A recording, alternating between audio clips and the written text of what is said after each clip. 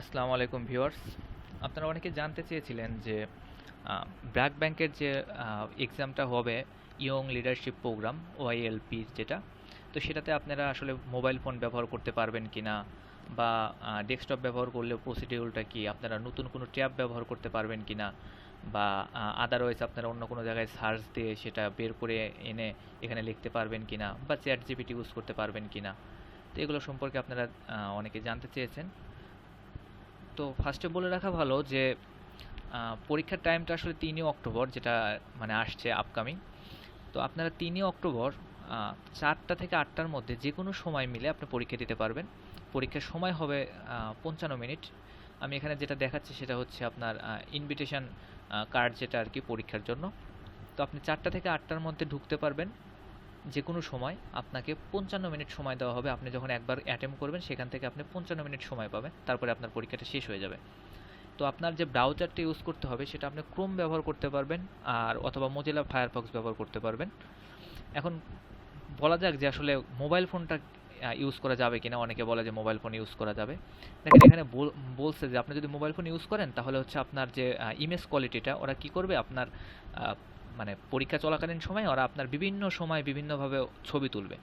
তো ছবি তুলে এআই এর মাধ্যমে দেখবে যে আপনি কোনো ইললিগাল অ্যাক্টিভিটিস করছেন কিনা, আপনার ফার্স্টের যে অবস্থা ছিল পরবর্তীতে কি অবস্থায় আছেন।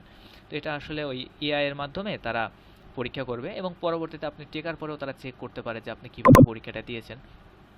তো আপনি যদি ফোনের ক্যামেরা ইউজ করেন সেক্ষেত্রে দেখবেন আপনার ফোন নড়াচড়া করতেছে, হয়তো যখন তারা ইমেজটা ক্যাপচার করতেছে তখন আপনি হয়তো টাইপিং করতেছেন, ফোনটা এদিক ওদিক নড়াচড়া করতেছে, যার কারণে আপনার ফোনটা আসলে তারা মানে ডিজঅ্যাগ্রি করতেছে আপনার পরীক্ষা দেওয়ার জন্য।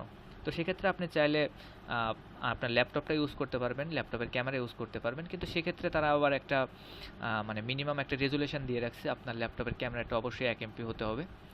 আচ্ছা, এখন আপনি জাস্ট একবার ঢুকতে পারবেন পরীক্ষা দিয়ে, মানে পরীক্ষাতে।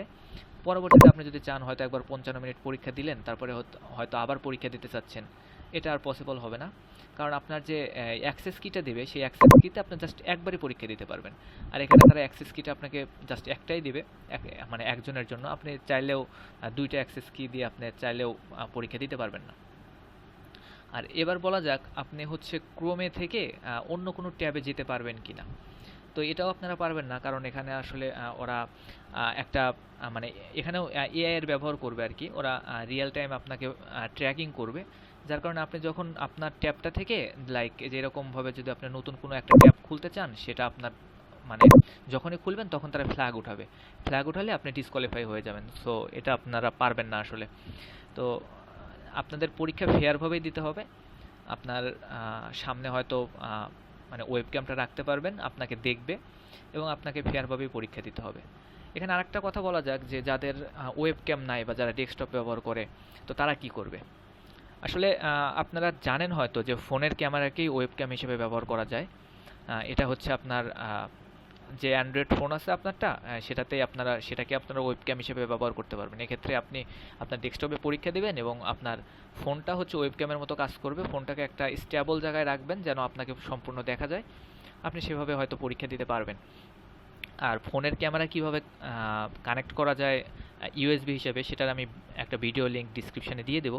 আপনারা ওটা দেখে আপনারা এটা কানেক্ট করে নেবেন। তো যাই হোক, এইটাই ছিল মানে আমাদের ব্র্যাক ব্যাংক সম্পর্কে। তো অল দ্য বেস্ট। পরীক্ষা যারা দিবেন, আগামীকাল তো পরীক্ষা, পরীক্ষা যারা দিবেন একটু ভেবে চিন্তে দিয়েন। আর বলে রাখা ভালো, এখানে কোনো নেগেটিভ মার্ক নেই। তো আপনারা চাইলে সবগুলোই পূরণ করতে পারেন, কিন্তু টাইমটা অবশ্যই মনে রাখবেন, ৫৫ মিনিট জাস্ট টাইম।